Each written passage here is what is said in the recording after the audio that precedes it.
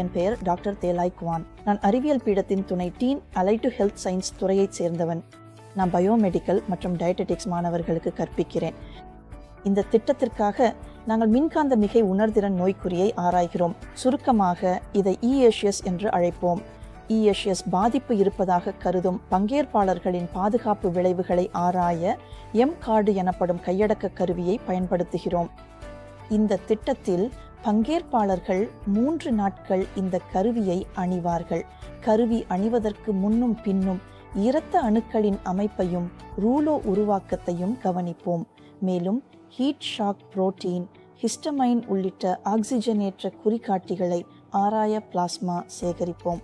மேலும் மெலோன்டியால்டிஹைட் மார்க்கர் போன்ற ஒவ்வாமை குறிகாட்டிகளையும் நாங்கள் ஆராய்வோம். மேலும் செரோடோனின் மார்க்கர் எனப்படும் நரம்பியல் குறிகாட்டியையும் நாங்கள் ஆராய்கிறோம்.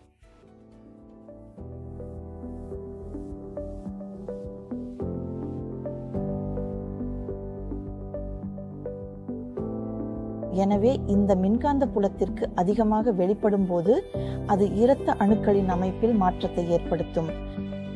எனவே இது ரூலோ உருவாக்கத்திற்கு வழிவகுக்கும். இரத்த ஓட்டத்தில் ரூலோ எனப்படும் இந்த அமைப்பு உருவானவுடன் அது உடல் முழுவதும் ஆக்சிஜன் விநியோகத்தை குறைக்கும். மேலும் இது நுண் இரத்த நாளங்களின் சுழற்சியையும் பாதிக்கும்.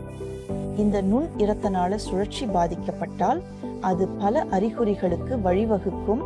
இது இந்த ESS எனப்படும் மின்காந்த மிகை உணர்திறன் நோய்க்குறிக்கு வழிவகுக்கும் குறிப்பிட்ட அறிகுறிகள் அல்ல.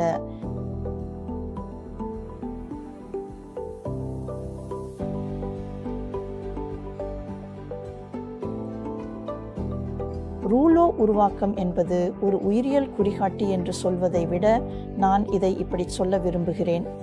யாரோ ஒருவர் குறிப்பிட்ட மின்காந்த புலத்திற்கு அதிகமாக வெளிப்படுகிறார் என்பதை குறிக்கும் ஆரம்ப கட்ட உடலியல் குறிகாட்டி இது என்று நான் கூறுவேன். நமது சாதாரண சிவப்பு இரத்த அணுக்களை சுற்றி எதிர்மறை மின்னூட்டங்கள் இருக்கும். இந்த மின்காந்த புலத்திற்கு அதிகமாக வெளிப்படும் போது அந்த மின்னூட்டங்கள் குறைந்து விலக்கும் விசைகள் குறையக்கூடும். பின்னர் அனைத்து சிவப்பு இரத்த அணுக்களும் ஒன்றிணைந்து ஒன்றன் மேல் ஒன்றாக அடுக்கி ரூலோ உருவாக்கத்திற்கு வழிவகுக்கும். அனைத்து சிவப்பு இரத்த அணுக்களும் ஒன்றிணைந்து இரத்த ஓட்டத்தில் சிக்கிக்கொள்ளும். இது நுண் இரத்த நாள ஓட்டத்தை பாதிக்கலாம். மேலும் இது சாதாரண இரத்த ஓட்டத்தில் இடையூறுகளை ஏற்படுத்தக்கூடும்.